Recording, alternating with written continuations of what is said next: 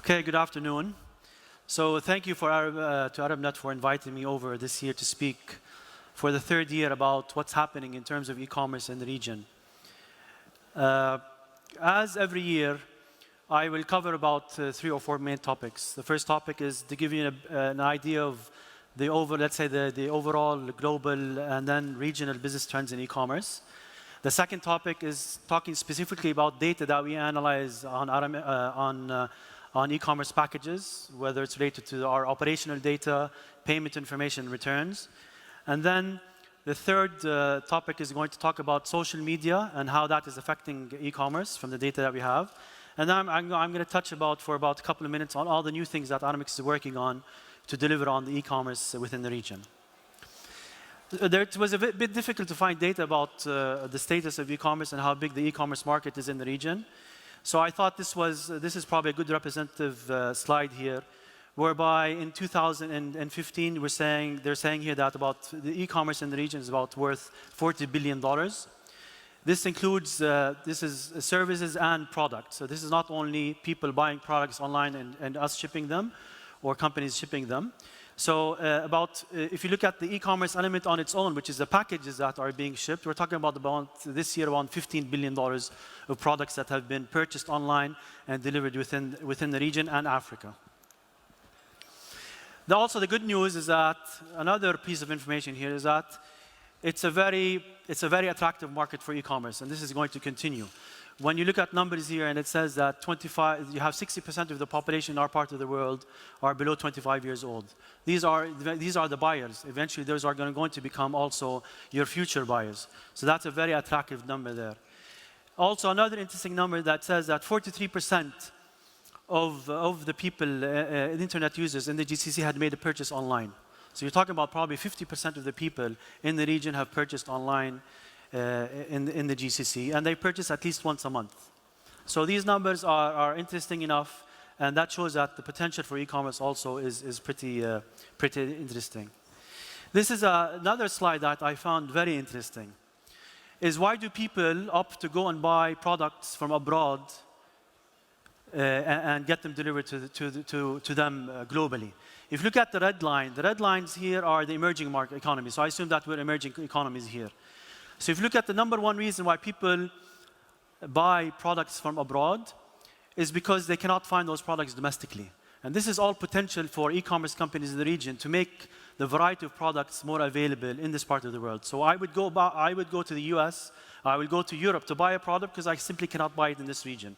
That 74% of those buyers do that because of that reason. Yeah, 57% of the buyers would go and buy from abroad because they can find things cheaper. Then you have 49% go abroad, or 50% go abroad because they have a wider selection. This is logical. As much as we want to have products available in the region, if you go out, you can go to the US and buy from one website or a couple of websites a much more larger variety of products and services. So that represents about 50%. Then you have higher quality products, and then you have the counterfeit products, which is also a pretty high percentage. So these are the main reasons of why people opt to go and buy products from outside of the region. Now, if we look at the Aramex specific data, this is the mixer. We've been showing this mixer for the last 3 years. So what we do is that we take all the data of Aramex. We look at our shop and ship data. We look at our e-commerce data, which is e-commerce that is coming from abroad, and the e-commerce that we handle domestically within this region. So all the packages that we delivered over the last year. And we analyze that data. This is representative of what this data tells us. First of all, if you look at where the volume is going to and from. So here I have the origin. So these are products originating from Saudi, going to Saudi. So you have 31% of the packages that we delivered last year were within Saudi. 31% of the e-commerce packages within the region were delivered within Saudi Arabia. 29% of the packages that we delivered were delivered within Egypt. So we picked up domestically and we delivered domestic within Egypt. 20% were delivered in the UAE. And then you have, from the UAE to Saudi Arabia, that's the only cross-border trade sector, that's 14%. If you add these numbers up, 94% of the e-commerce that we carry today is basically between 3 countries, Saudi, Egypt, and the UAE. Okay, so It's nice, but I think there's also, it's a bit worrying, okay? What's happening with the rest of the region, okay? But again, there's a reason why those numbers are high. Saudi is a very big population, high per capita income. Egypt is a big population, a lot of domestic e-tailers, and so forth. The average value per order, we talk about this every year. If you look at the shipments that we carry within the region itself, the average value of an e-commerce order is $102. Into the MENA, so we ship a lot of business outside of the MENA region from the West, mainly from the US, Asia, and Europe into the region. It's $139, which is interesting. So what that tells us is that people are willing to pay more for shipments, for orders, even though they're going to have to ship them from abroad. Okay, so it's not a matter of they're looking for bargains. Again, this is directly related to the first slide that I talked about. People are willing to pay more because they can find the product and they can find the product that they want. Okay? Another thing is that customs duty here, we have to keep in mind that the customs duty in the GCC in particular is very attractive for people to buy online. When you're talking about the high value limit here is about $275, $300, no customs duty, and if there is customs duty, it's 5%. So that is pretty attractive for this whole industry to grow further. What do people buy? I'm comparing 2013 versus 2014. Apparel clothes is the #1 category. 20% of what the people buy online is clothes. And a lot of them, by the way, are children's clothes. Okay, so there's clothes, children's clothes. The #2 category is beauty supplies for this year. #3 is tools, and #4 is shoes. If you look at last year, the #4 category was books and bags. It's no longer in the category of what we shipped last year. It's no longer on the top 4 category list. So that means that people, and I was listening to the Deloitte presentation, well, our numbers do not match very well, but these are physical packages that we're delivering. So apparently, people are actually reading more online. They're buying their Kindles, their iPads, and all their tablets, and they're reading more books online, because that's what we're actually shipping. If you put the apparel with the beauty supplies and the shoes, that also gives us an indication. This is some analysis that we've done, is that the majority of the people who buy are females. Okay, so the buyers who are actually doing shopping online are actually females within the region.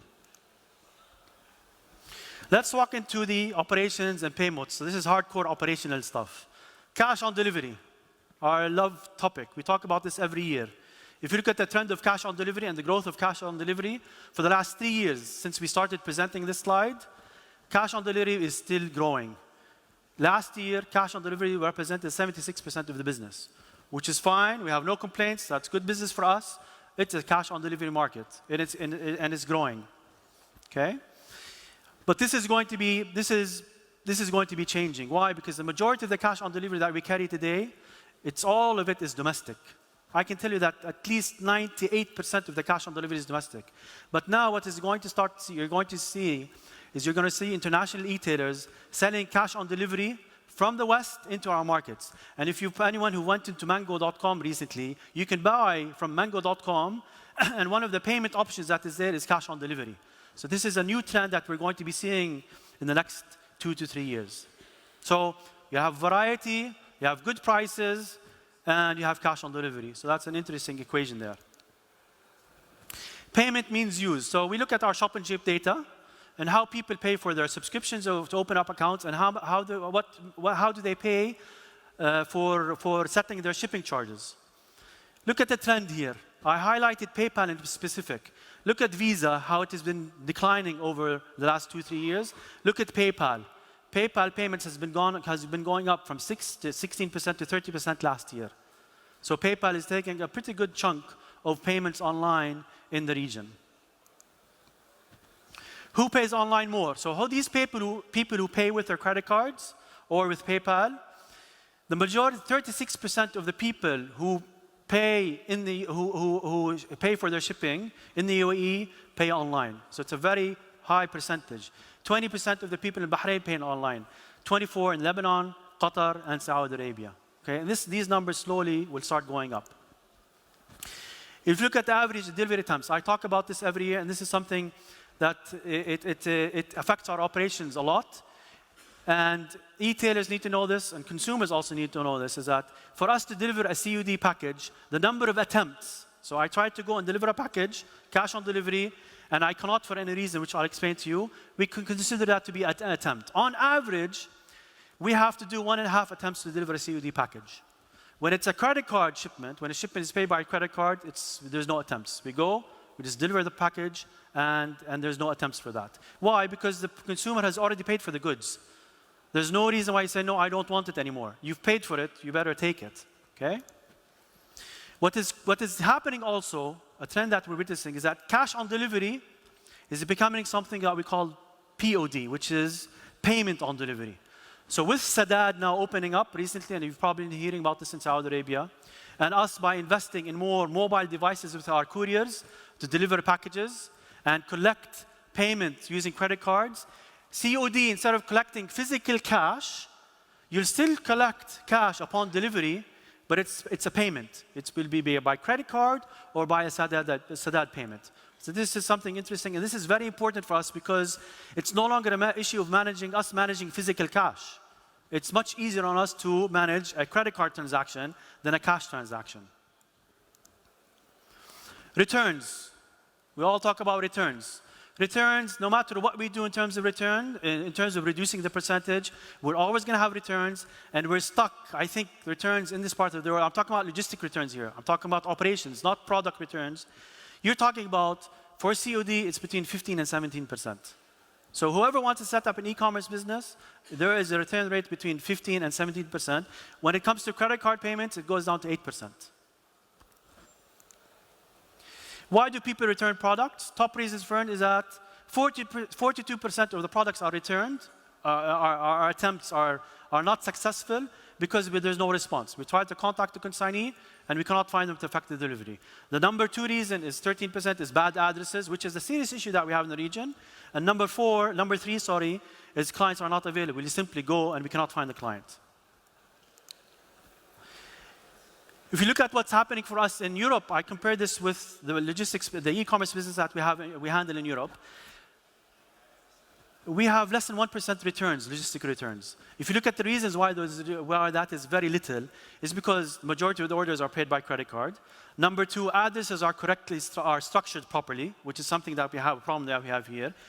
Consignees offer proper addresses. Here, if you look at a lot of the addresses that are taken from e-commerce sites are free text addresses. It doesn't work like that. If you want to affect a correct delivery process, you have to have a correct address. And then you have the option to leave the package to give a package to the neighbor. Okay, so this is by offering these solutions, our returns will keep on going down. Another trend that we're seeing is that 17% of the packages that we're handling, 17% of them are being picked up from Aramex locations. The more we have Aramex service centers, the more people opt to come and pick up versus delivery, which is a very interesting statistics, and it's better for us, of course, because it's cheaper for us to deliver for a customer to pick up from an Aramex showroom versus us delivering to them. My address response rate, this is related to mobile. When we effect deliveries with e-commerce, we have to call the consignees, confirm their addresses, and schedule deliveries. When we introduce my address mobile application, whereby we send a message to the consignee saying, you have a package, tell us on your mobile when you want it delivered and what's your address to verify your address, we converted 25% of the business. Instead of calling, we're converted to be done on a mobile. This had a direct impact on our call centers. We reduced headcount in our call centers because we were able to do this on a mobile. We were able to interact with the customer on a mobile. Social trends, quickly on this. So the majority of the requests that we receive on social media at Aramex is from Saudi Arabia by far, and it's growing. 65% of the requests that we received on social media came from Saudi Arabia last year. Then it goes down to Kuwait and the rest. But Saudi Arabia, very vocal. They're online. A lot of requests from there. If you look at customer service requests, Facebook is 94% of the requests that we get on Facebook are customer service requests. So for us, social media is probably the number 2 channel for customer service management within Aramex with our clients. 3 more slides I have left. Now I'll talk about all the new stuff that is happening. Clients today, from our experience in this area, clients want their packages delivered on time and at a good rate. Speed is important, but it's not the most important thing. Okay, people want to know, if I come and tell a client that I'm going to pick from you on a Monday and I'll deliver on a Thursday, but I'll deliver it to you at 12 or between 12 and 3, they're okay with that. What is extremely important is that they want it on time and they want it consistent. So, for us to be able to do that, it's all about how you manage information. What we're trying to do is that how can we get the courier that has the package and the consignee that is expecting the package get closer in the relationship. And bypassing a call center to manage that relationship or an operation depot. So what we're doing here is we're investing, it's all about mobile technology now within our investments within Aramex. We're investing in both consumer apps and courier apps. Courier apps, I mean that any courier today can download an app on a Nokia mobile, on iOS, or on Android, and download an app where he can become a courier tomorrow. You just need that app. Instead of investing in a $1,500 scanner, anyone can download that app. And what we need to do is that the consignee and courier need to start seeing each other. So with that app, the consignee can see where the courier is, which is his package. The courier can see where the consignee is, so they can see where both parties are. Secondly, they can communicate with others. Today, the communication that happens between the consignee and the courier has to go to a call center, to an operation, from operations down to the courier. It's a very long cycle. So now what we're going to be doing is that with these new applications, the consignee and the courier can communicate directly to each other. And they can solve problems with each other. The consignee can tell the courier, you know what, I'm not there today or at this location, come and deliver within 2 hours. This is extremely important. Now with all this information, there's a huge amount of big data coming out of this. We embarked on a very big project with big data, where we're going to start predicting stuff. So instead of me going, for example, to Muhammad, I know that Muhammad, whenever I try to deliver a package to him, he's never at home. I will simply stop delivering packages to him. I'll tell you, you know what? Come and pick up from our end. Whenever I go to deliver Muhammad and I want to go and collect COD, he doesn't have money ready. First time, okay. Second time, then big data analysis. We come and tell him, you know what? Convert him. I'll go back to Ronaldo, tell him, you know what, Souk, convert this client into a credit card delivery. This guy, we have problems with him. He always misses out on us on the delivery process. So this is between mobile, big data, major investments within the organization that is going to enhance the last mile experience. We talked about this earlier. Lockers, you're going to be seeing here in August, early August, lockers in Dubai, and we're launching across the region. We're installing 3 of them in the next month, whereby customers will be able to come and pick up from those lockers. We're trying to make it more convenient on the client, 24/7, where you can come and pick up your parcel from a locker. Finally, the last slide. Aramex is, we've been in business for a lot of time, and it's very important for us for this industry to succeed and grow. And we're here to support this industry big time. So one of the things that we're going to be doing, we're coming up with a new package. We're coming up with tiers. We'll come to clients saying, okay, if you ship with us this amount of shipments, you'll get this shipping rate. This amount of shipments, you get a different shipping rate. So there will be tiers in terms of volume that they give us. Secondly, and more importantly, is that what we're going to be doing, and this is one of the issues that all the e-tailers have, is that they have a cash flow problem. We pick up packages from COD packages, and we have the money. And it's up to when do we pay back those money to the e-tailers? Once a week, once a month, twice a month? What we're going to be doing here is that we will be basically offering payment to the e-tailers, the COD amounts, more or less, when we pick up the packages. Okay? This is going to solve a huge issue with a cash flow issue with those e-tailers. And we're here to support them. So we pick up the packages, we'll give you a number. Let's say, we estimate your business to be worth $10,000. This is $10,000. Do business with us and grow. You no longer have a cash flow problem. So this is coming in July of this year. And I think this is a very important move. And Rooney will agree to this. This is a very important move for the industry in the region. Thank you very much.